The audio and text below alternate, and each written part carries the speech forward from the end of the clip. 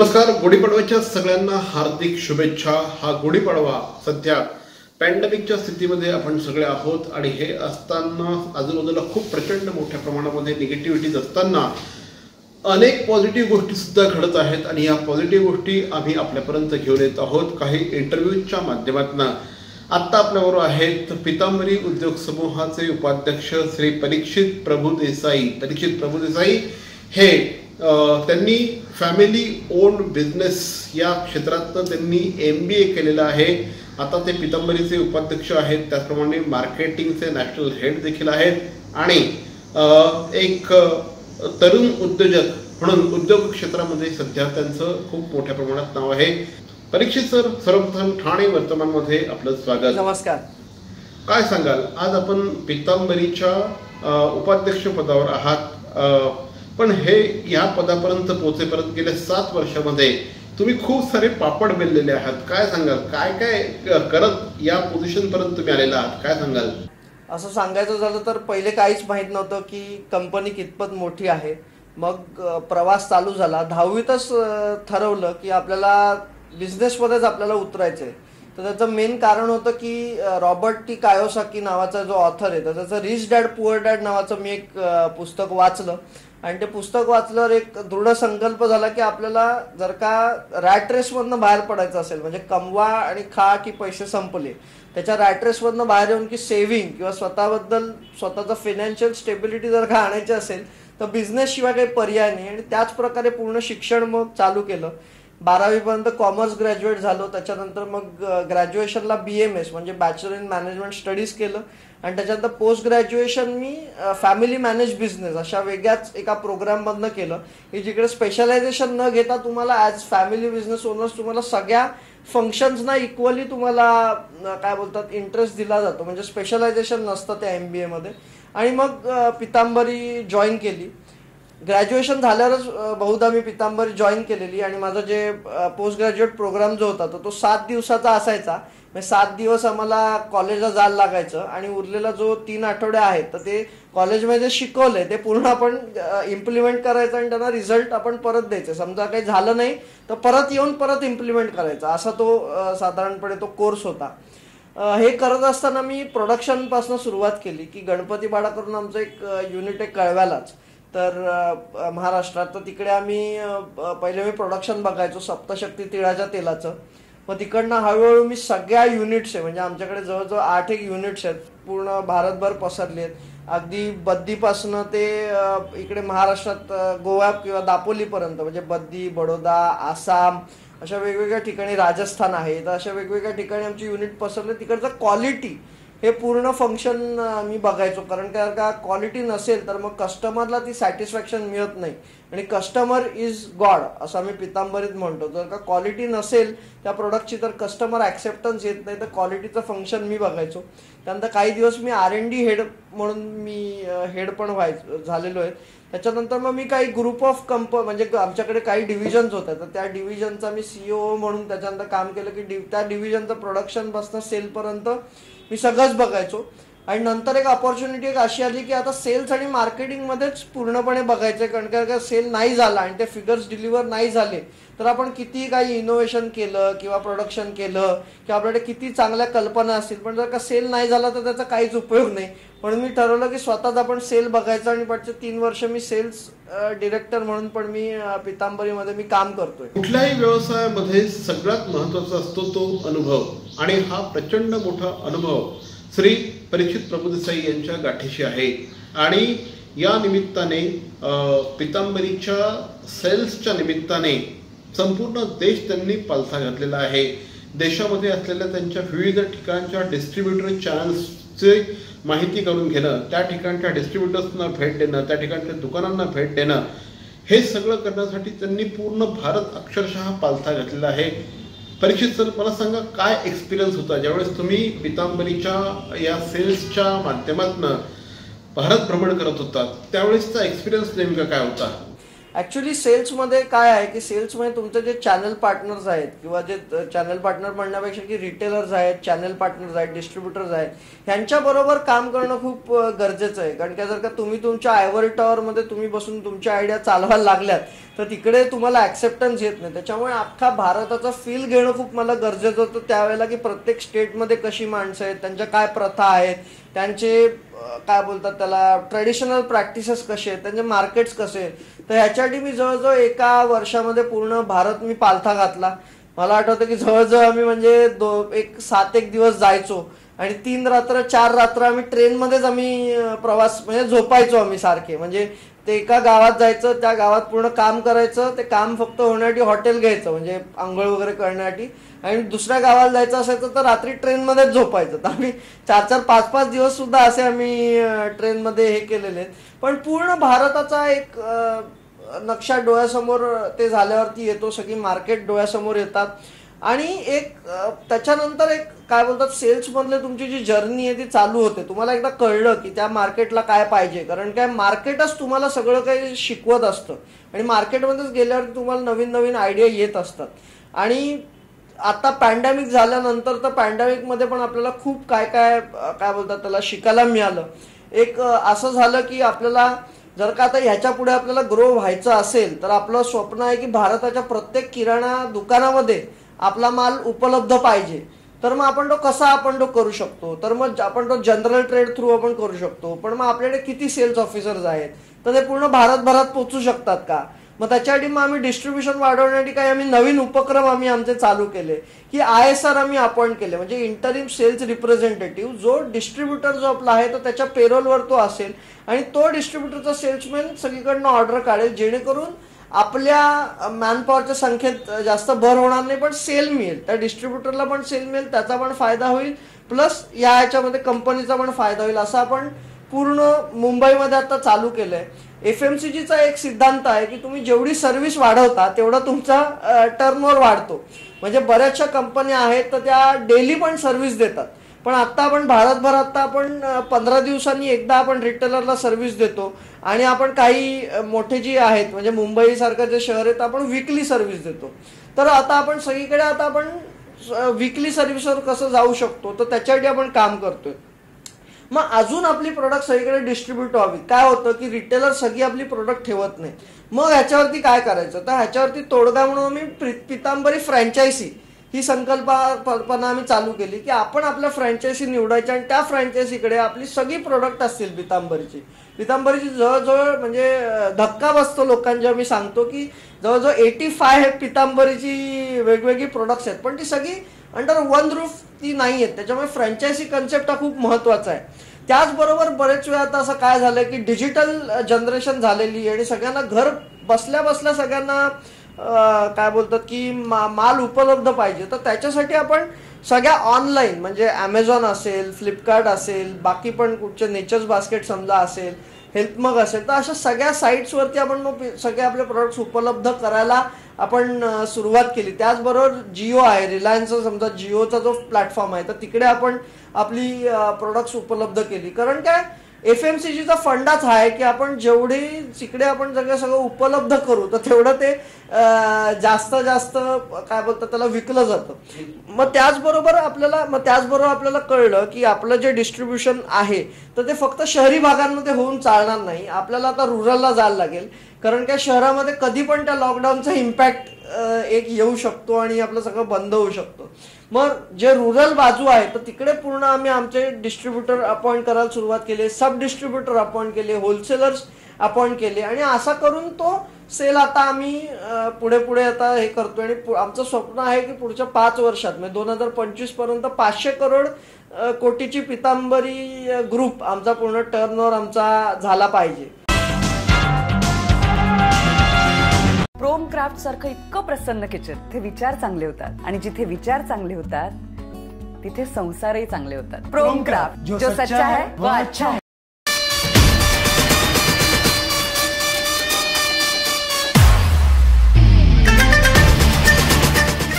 नटे प्रतिष्ठानचे अध्यक्ष माननीय श्री संदीपजी नटे यांना तमाम कार्यकर्त्यांच्या, मित्रांच्या आणि हितचिंतकांच्या वतीने वाढदिवसाच्या लक्षावधी शुभेच्छा. लक्षात ठेवा, कोरोनाचा कालावधी आहे. या विषाणूला आपण निश्चितपणे घराच्या बाहेर ठेवू शकतो, त्याच्याशी 2 हात करू शकतो. मात्र त्यासाठी काळजी घेणं अत्यंत गरजेचं आहे. मास्क वापरणं अनिवार्य आहे. सोशल डिस्टन्सिंग पाळणं अत्यंत गरजेचं आहे. हात सॅनिटाईज करणं, हात धुणं हे देखील तितकंच महत्त्वाचं आहे. लक्षात ठेवा, कोरोनाची ही लढाई आपण निश्चितपणे लढू शकतो, त्यावर विजय मिळवू शकतो. मात्र त्यासाठी आपण ही काळजी घेतलीच गेली पाहिजे. आपल्या घरातल्यांवर व्यवस्थित लक्ष ठेवा. घरातल्या ज्येष्ठ नागरिकांवर, लहान मुलांवर लक्ष ठेवा. जर कोणी आजारी असेल तर त्याला मदत करा आणि स्वतःला देखील आपण या विषाणूपासून सुरक्षित ठेवा. लक्षात ठेवा, कोरोनाची ही लढाई आपण एकत्रितपणे लढू शकतो, मात्र थोडंसं सामाजिक अंतर राखत. पुनश्च एकदा नटे प्रतिष्ठानचे अध्यक्ष श्री संदीप नटे यांना तमाम कार्यकर्त्यांच्या, मित्रांच्या आणि हितचिंतकांच्या वतीने वाढदिवसाच्या लक्षावधी शुभेच्छा.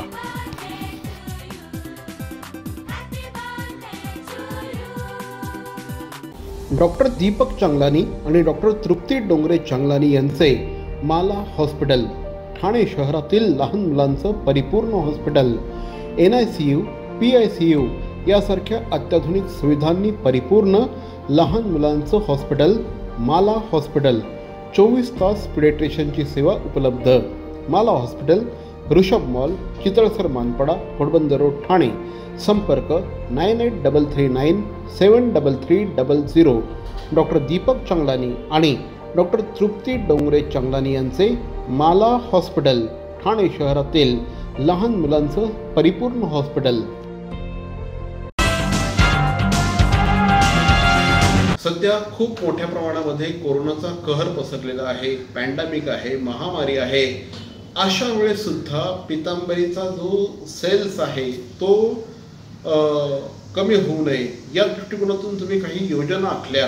विशेषतः शहरामध्ये ज्यावेळेस मार्केट प्रचंड मोठ्या प्रमाणामध्ये अनस्टेबल आहे, कारण नॅचरली इथे कोरोनाचा कहर वाढलेला आहे. पण एकीकडे हे वाढत असताना दुसरीकडे रुरल भाग म्हणजे देशाचा जो ग्रामीण भाग आहे, असं म्हटलं जातं की भारत हा खेड्यांनी बनलेला देश आहे. तर खेड्यांमधलं जे मार्केट आहे, रुरल मार्केट जे आहे, हे तुम्ही कॅप्चर करायचा प्रयत्न केलात. ह्या मार्केटिंग स्ट्रॅटेजीविषयी काय सांगाल? ह्याच्या पाठीमागचा दृष्टिकोन हा आहे की आपलं जर का अवेलेबल पहिले माल झाला तर तो सेल होईल. आता शहरांमध्ये मुद्दा हा आहे की माल अवेलेबल करायला गाड्या तिकडे जाणं आणि तुमच्यासाठी दुकानं ओपन राहणं, तुमचं डिस्ट्रीब्युटर ओपन राहणं हे थोडं कठीण होत होतं. म्हणून आम्ही काय केलं की गावामध्ये जास्तीत जास्त आपण माल कसा प्रमोट करू शकतो, तर आपण तिकडे काही वॉल पेंटिंग देखील आपण काय केली गावागावांमध्ये, किंवा आता आपण एक आठवडी बाजाराचा आपण एक कन्सेप्ट आपण रन करतोय की जेणेकरून जी कोकणातली जी छोटी गावं आहेत तर जिकडे आठवडी बाजार लागतो तर तिकडे पितांबरीची आम्ही एक गाडी बनवली आणि ती गाडी अशी आहे की ती टेम्पो आहे एस आपला, तर तो टाटा एस, तर तो टाटा एस पूर्ण ओपन होतो, त्याच्यामध्ये पूर्ण प्रोडक्टचा डिस्प्ले लागतो आणि ती जी गाडी आहे ती गावोगावी ती गाडी आपण ती सगळीकडे जाऊन ती गाडी सगळीकडे आपला प्रचार प्रसार करते. तिकडे दुकानांना पण माल देते, कुठच्या ग्राहकाला माल पाहिजे असेल तर ते तिकडे पण विकलं जातं. त्याचबरोबर आम्हाला समजलं की आपल्याच फक्त कंपनीनेच करून तर काही होणार नाहीये, बाकीचे सुद्धा जे डिस्ट्रीब्युटर आहेत आपले त्यांनी पण गावामध्ये जाणं गरजेचं आहे. मग त्यांना पण आपण ते पॅन्डेमिकच्या सिच्युएशन मध्ये आपण त्यांना काय बोलतात रेडी स्टॉक आपण करायला सांगितलं. रेडी स्टॉक म्हणजे काय की एका गाडीमध्ये स्टॉक भरायचा आणि जोपर्यंत तो स्टॉक पूर्ण विकला जात नाही तोपर्यंत ती गाडी प्रत्येक गावामध्ये घेऊन जायची. गावागावामध्ये जे दुकानं आहेत तिकडे ऍडव्हान्स वरती कॅश बेसिसवरती तो माल विकायचा आणि परत यायचा. असं सगळे वेगवेगळे उपक्रम करून तो जो आमचा जो सेल आहे, जो पॅन्डेमिकचा जो आमचा गेलेला म्हणजे 3 महिने जवळजवळ आम्हाला सेल मिळाला नाही, तर ते सगळं कव्हर करून मला सांगायला आता आनंद होतो की पितांबरी 5च्या वर्षीचं जे फायनान्शियल इयर आता जे आपण 31 मार्चला क्लोज केलं तर त्यात सुद्धा आम्ही 13% आम्ही ग्रो झालो. म्हणजे पॅन्डेमिक पिरियडमध्ये सुद्धा आम्ही बिझनेस आमचा वाढवून आम्ही ग्रो होऊ शकलो. का तर हे सगळे वेगवेगळे उपक्रम आम्ही राबवल्यामुळे आम्ही ते करू शकलो. पितांबरीच्या या यशामध्ये पितांबरी आज जवळपास 200 कोटी रुपयांची कंपनी झालेली आहे. या सगळ्या यशामध्ये पितांबरीच्या मार्केटिंग आणि ॲडव्हर्टायझिंगला प्रचंड असं महत्त्व आहे. सातत्याने जनतेसमोर राहणं, सातत्याने ग्राहकांसमोर राहणं आणि त्या माध्यमातून वेगवेगळ्या क्षेत्रांमध्ये पसरत जाणं या दृष्टिकोनातून पितांबरीने सातत्याने ॲडव्हर्टायझिंगवर मोठ्या प्रमाणात भर दिला. मग तो आता सोशल मीडिया असो, टेलिव्हिजन मीडिया असो, न्यूजपेपर, प्रिंट, इनडोअर, आउटडोअर या सगळ्या क्षेत्रामध्ये तुम्ही सातत्याने ॲडव्हर्टायझिंगमध्ये आहात. मला सांगा, आज परीक्षित प्रभुदेसाई आलेले आहेत, तुमचा काय वेगळा टच आहे या सगळ्या ॲडव्हर्टायझिंगच्या स्ट्रॅटेजीमध्ये आणि पॉलिसीजमध्ये? जर का काय आहे की ते बोलतात की जो दिखता है वही बिकता है. तुमची प्रोडक्ट्स एक आम्हाला लक्षात आलं की तुमची प्रोडक्ट खूप जरी चांगली असतील पण ती जर का लोकांना जर का माहितीच नाही पडली बाबा तुमचं हे चांगलं प्रोडक्ट आहे तर त्याचा काहीच उपयोग नाहीये. हे आम्हाला एक तंत्र कळल्यानंतर मग आम्ही सगळा त्याचा मीडियाचा तंतोतंत अभ्यास आम्ही सुरू केला. आम्ही बार्क करून, जसं पहिले TRP होतं किंवा टॅम होतं तशी बार्क करून संस्था आहे तर त्यांचे रिपोर्ट आम्ही घ्यायला लागलो आणि त्याच्याने आम्ही आमचा मीडियाचा आम्ही अभ्यास वाढवला की कुठच्या चॅनेलला किंवा कुठच्या सिरियलला तुम्ही ऍडव्हर्टाइजमेंट दिली की तुमचा किती सेल वाढतो. मग आम्ही ऍडव्हर्टाइज पण देतो आणि आम्ही सेल्स ट्रॅक पण करतो. आणि काय ऍडव्हर्टायझिंग सुद्धा कसं आहे की ते थोडंसं एक गॅम्बलिंग सारखं आहे, म्हणजे जुगारासारखं आहे. तुम्ही किती पैसे लावाल, एखाद्या ठिकाणी तुमचं एकदम चांगल्या प्रकारे जातं आणि एखाद्या ठिकाणी तुमचं काहीच होत नाही. तर ते थोडंसं सट्ट्यासारखं आहे, पण त्यात तुम्हाला भरपूर अभ्यास करायला लागतो की कुठे तुम्ही कुठच्या प्रोडक्टला तुम्ही कुठे दिलं पाहिजे. जसं आम्हाला लक्षात आलं की जी आपली ट्रेडिशनल प्रोडक्ट आहेत की देवभक्ती अगरबत्ती समजा आहे किंवा दीपशक्ती ऑइल आहे, हे जर का आपण एखाद्या पौराणिक किंवा अशा सिरियलला दिलं, देवांच्या किंवा संतांच्या सिरियलला दिलं तर जास्त ते हे होतं. अशा प्रकारचा मीडियाचा अभ्यास करून आम्ही आमचा काय बोलतात ते सेल्स आम्ही रिगेन केलाय. आणि एक आता आमचं की जे इनोव्हेशन आमचं आता प्रोडक्ट्समध्ये होतं तर त्या इनोव्हेशन आम्ही आमच्या ह्या सगळ्या की मीडियामध्ये, सेल्सच्या प्रोसेसेसमध्ये हे इनोव्हेशन आता आम्ही आमचं वाढवत चाललंय. म्हणजे एक उदाहरण द्यायचं झालं तर पहिले आम्ही ऍग्रिकल्चर केलं फक्त, की फुलांची आम्ही शेती केली. मग फुलांची शेती केल्यावर लक्षात आलं फुलं कोणी घेतच नाही. मग आम्ही त्याची अगरबत्ती काढली की प्रोडक्ट इनोव्हेशन केलं. मग अगरबत्ती आम्ही विकायला सुरुवात केली लार्ज स्केलवरती. मग आम्हाला लक्षात आलं की अरे हे आपण एवढं चांगलं केलंय तर लोक बघायला येत आहेत. मग त्याच्यातनं आपण अजून एक धंदा आपण चालू केला की ॲग्रो टुरिझम, की पहिले तिकडे सगळे मग भरपूर लोक तिकडे यायला लागले किंवा काय बोलतात ते वन डे साठी यायला लागले. त्यांना झाडं फुलं बऱ्याच लोकांना काहीच माहित नसतं जे मुंबईत असतात. मग ते लोक बोलायला लागले की आम्हाला इकडे राहायला पण आवडेल. मग आम्ही त्यांच्यासाठी रिसॉर्ट पण काढलं की तिकडे स्विमिंग पूल आहे, वन डे साठी तुम्हाला ग्राउंड आहे किंवा अशा बऱ्याचशा मुलांना खेळायला चिल्ड्रन्स एरिया, अशा सगळ्या ऍक्टिव्हिटी आम्ही आमच्या दापोलीच्या रिसॉर्टमध्ये चालू केल्या. मग लोक बोलले की आम्हाला इकडे राहायला पण आवडेल. मग आता त्याच्यासाठी आम्ही बंगलो स्कीम पण आम्ही लॉन्च केली, इंद्रधनु बंगलो स्कीम. हे जे इनोव्हेशन आहे ना की धंद्याला धंदा काय बोलतात त्याला जोडत जायला पाहिजे, हे business, this is the real business innovation. तर आता लोकांना सुद्धा समजलं पाहिजे की कुठे आपल्या सिनर्जी आहेत. हे सगळं सिनर्जीमध्ये गेलं. म्हणजे काय ऍग्रिकल्चर जमीन होती म्हणून तिकडे रेसॉर्ट केलं, तिकडे अजून जमीन होती म्हणून बंगले केले. अशाच प्रकारे आमचं सोलार डिव्हिजन सुद्धा मोठं झालं, आमचं आयटीचं डिव्हिजन सुद्धा मोठं झालं की आम्ही आमचंच आयटीचं ऍप आम्ही स्वतःसाठी वापरायचो. की काश्मीरपासून कन्याकुमारीपर्यंत जवळजवळ 500 माणसं आहेत आणि त्यांचं रिपोर्टिंग रोज घ्यायला आम्हाला ऍप लागायचं. तर आमचं ते ऍप परफेक्ट झाल्यावर आम्ही सेल का नाही करू शकत असा विचार केला आणि मग आता सेल करायला लागलो. आता जवळजवळ पितांबरी सोडून आमच्याकडे 2,000 असे युजर्स आहेत आणि बऱ्याच कंपन्या आहेत की ज्या आमच्या आयटीचं सेल्स क्यूब, जे सेल्स फोर्स ऑटोमेशन ऍप आहे ते देखील वापरतात. तर ह्या अशा प्रकारचं इनोव्हेशन केल्यानंतरच आता बिझनेस ग्रोथ मिळू शकते. हे सगळ्यांनी लक्षात घेतलं पाहिजे. एक्झॅक्टली. म्हणजे कुठल्याही व्यावसायिकाला मोठं व्हायचं असतं. तुमचं सुद्धा काय स्वप्न आहे? कारण 500 कोटी पुढच्या काही वर्षांमध्ये आपल्याला गाठायचे आहेत. त्यापेक्षा मोठं होण्याचं तुमचं स्वप्न आहे. नेमकं परीक्षित प्रभुदेसाईंचं स्वप्न काय? मला वाटतं की एक आता पहिले 5 वर्षात आम्ही 1000 कोटीचं 500 कोटीचं जसं घेतलं तसं 10 वर्षाचं आमचं 10,000 कोटीचं आमचं एक स्वप्न आहे. आणि मला वाटतं की एक 25 ते 30 वर्षामध्ये एक 1000वरनं एक 10,000 कोटीची कंपनी, म्हणजे एक मोठं भारतात अग्रगण्य असं नाव व्हावं असं एक माझी इच्छा आहे. पण त्याचबरोबर आम्ही टर्नओव्हरच्या वाटे आम्ही नाही धावणार आहोत, हे पण आम्ही डिसाईड केलंय. काय की प्रॉफिट जनरेशन हे पण खूप इम्पॉर्टंट आहे. जर टर्नओव्हर नसेल आणि प्रॉफिट असेल तरी खूप चांगल्या प्रकारे तुमची कंपनी ग्रो होते. बरेच वेळा काय होतं की लोक टर्नओव्हर वाढवतात आणि त्यांनी तो टर्नओव्हर वाढवण्यासाठी काय केलेलं असतं, उलट्या सुलटे रेट दिलेले असतात, ज्याच्यामुळे ते नंतर लॉसमध्ये जातात. असं आपल्याला काही करायचं आपल्याला नाहीये. पहिले म्हणजे प्रॉफिटेबिलिटी, त्याच्यानंतर पूर्ण कॅश रिच ऑर्गनायझेशन आपल्याला बनवायचे. म्हणजे आम्ही पहिले खूप क्रेडिट द्यायचो. आता आम्ही पॅन्डेमिक आल्यापासून आम्ही बोललो की तुम्ही माल, तुमची बिलं रेडी आहेत, माल रेडी आहे, जेव्हा तुम्ही पैसे टाकाल तेव्हा तुम्ही माल घेऊन जा. अशा प्रकारे आम्ही पूर्ण कंपनी आमच्या आता ॲडव्हान्सवरती आणली आणि त्याचा आम्हाला खूप जास्त आता बेनिफिट मिळतो सप्लायरशी निगोशिएट करायला, किंवा एखादी इमर्जन्सी जरी आली तरी आता कॅश रिसोर्सेस आमच्याकडे उपलब्ध आहेत. आणि अल्टिमेट गोल आमचा असा आहे की पितांबरी ही कंपनी एक 100 ते 200 वर्ष तरी टिकली पाहिजे, म्हणजे ती तेवढी सस्टेनेबल झाली पाहिजे. त्या प्रकारे आपल्या कंपनीचं कॉर्पोरेट गव्हर्नन्स आहे का, आपली लिडरशिप आहे का, तर हे सगळं आम्ही विचार केला.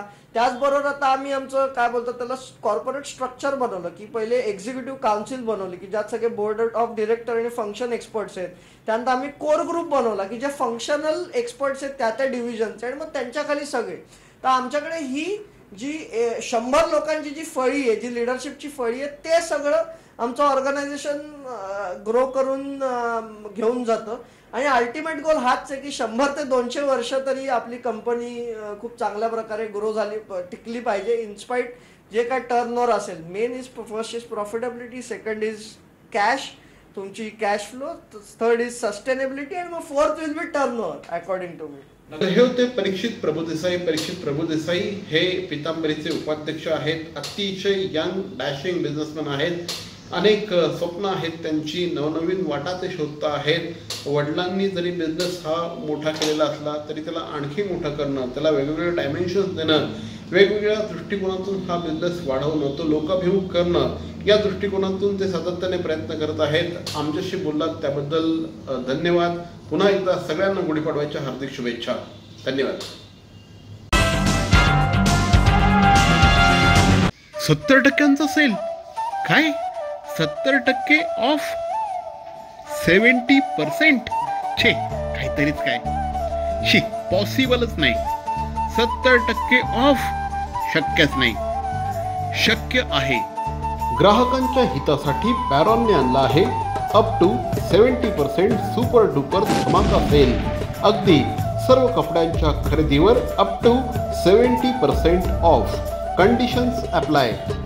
अप टू 70% धमाका धमाका धमाका sale. Baron men studio, Congress office समोर, आमंत्रण हॉटेल शेजारी, ठाणे.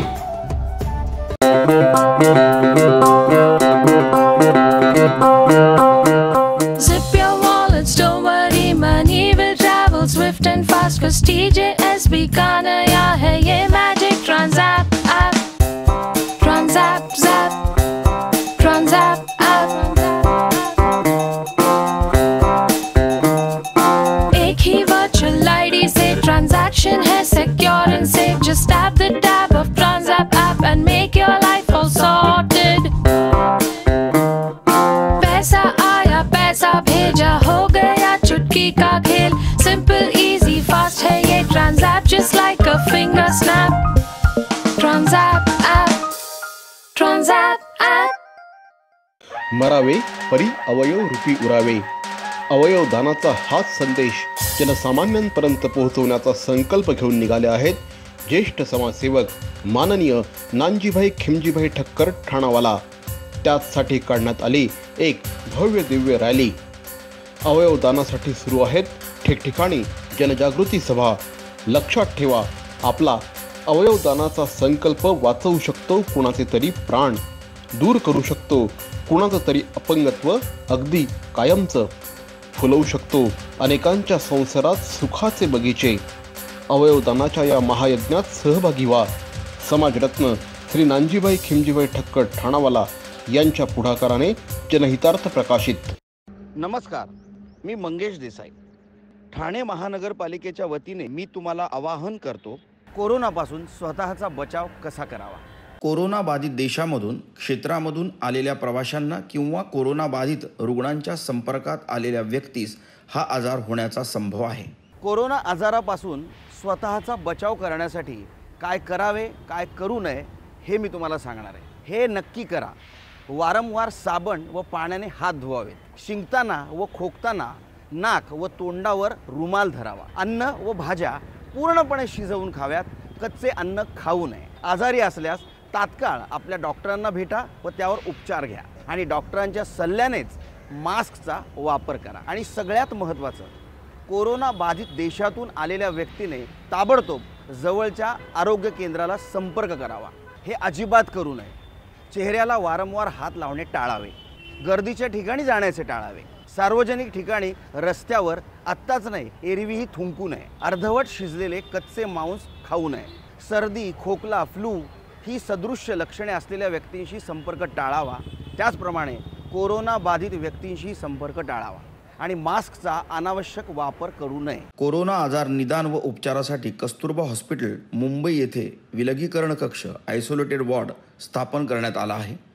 कोरोना आजारासंबंधित उपरोक्त नमूद लक्षणे आढळल्यास तात्काळ महापालिका शासकीय रुग्णालयाशी संपर्क साधावा। अधिक माहितीसाठी जवळच्या आरोग्य केंद्राशी संपर्क साधा। राज्यस्तरीय नियंत्रण कक्ष क्रमांक 020 2612 7394। राष्ट्रीय कॉल सेंटर क्रमांक +91 11 2397 8046। जिल्हाधिकारी नियंत्रण कक्ष क्रमांक +91 22 25 30 1740। ठाणे महानगरपालिका टोल फ्री क्रमांक 18002 22 108। टोल फ्री क्रमांक 104। सगळ्यात महत्त्वाचं, अफवांवर विश्वास ठेवू नका आणि अफवाही पसरवू नका। सरकारी परिपत्रकावरच विश्वास ठेवा आणि कोरोनापासून स्वतःचा बचाव करा। अस्सल देवगडचा हापूस ओळखायचा कसा? आज बाजारामध्ये काही जण देवगडच्या हापूसच्या नावाखाली भलतेच आंबे आपल्या गळ्यात मारत असतात। त्यामुळे देवगडचा हापूस नेमका ओळखायचा कसा हे देवगडच्याच एका माणसाने सांगितलं पाहिजे। आणि त्यातही तो माणूस जर आंब्याचा तज्ज्ञ असेल तर मग अगदी ऑथेंटिक आणि फर्स्ट हँड इन्फॉर्मेशन आपल्या हातात येते, यात अजिबात शंका नाही। गेल्या अनेक वर्षांपासून आंब्याच्या व्यवसायात असलेले अवधूत काळे सांगत आहेत की देवगडचा अस्सल हापूस नेमका ओळखायचा कसा। अवधूत काळे यांनी पुन्हा एकदा ठाणे शहरामध्ये आपले खास देवगडचे आंबे घेऊन ते ठाण्यात आले आहेत आणि ठाणेकर नागरिकांना अस्सल हापूस चाखायची पुन्हा एकदा संधी प्राप्त झाली आहे। श्री अवधूत काळे सांगत आहेत, अस्सल देवगडचा हापूस ओळखायचा कसा, त्याची लक्षणं काय असतात, त्याचे वैशिष्ट्य काय असतात। नमस्कार, मी अवधूत काळे। दरवर्षीप्रमाणे यावर्षी सुद्धा 9 मार्चला आम्ही काळे बंधू देवगड हापूसचं दुकान चालू केलेलं आहे घंटाळी रोडला। गेली 30 वर्ष आम्ही देवगडचा हापूस ठाण्यात विकून प्रत्येकाच्या घराघरात आमचं नाव केलेलं आहे। त्याचं मेन कारण म्हणजे आपल्याकडचा आंबा पूर्ण मॅच्युअर्ड असतो, म्हणजे देठाजवळ बसलेला असतो। त्यामुळे कापल्यानंतर केशरी कलर आणि सालापर्यंत स्वीटनेस असतो। तशीच आमच्याकडे देवगड पायरी असते, जी दुर्मिळ हल्ली मिळते। सर्वसामान्य वेंगुर्ला वगैरे पायरी मिळते, पण त्याला म्हणावं तसा प्रॉपर स्वाद लागत नाही। त्यामुळे देवगड पायरी खूप डिमांड असतो। यावर्षी तीही कमी आहे आणि यावर्षी आंबा कमी असला तरी कोविडमुळे थोडं मंदीचं वातावरण आहे। त्यामुळे सर्वसाधारण डझनला 300 रुपयाचा साधारण फरक आहे, म्हणजे 300 रुपये साधारण आंबा दरवर्षीपेक्षा स्वस्त आहे आता मार्च महिन्यात। आणि जास्तीत जास्त गेल्या वर्षीचं वर्ष तर कठीणच होतं, खूप नुकसानही झाली सगळ्या आमच्या बागवाल्यांची। यावर्षी सुद्धा जास्त मोठ्या प्रमाणात न करता जास्तीत जास्त लोकांना चांगली क्वालिटी देण्याचा प्रयत्न करतोय। संपूर्ण स्वच्छता राखून, मास्क वगैरे लावून, सोशल डिस्टन्स वापरून असा आंबा विक्री करत आहोत।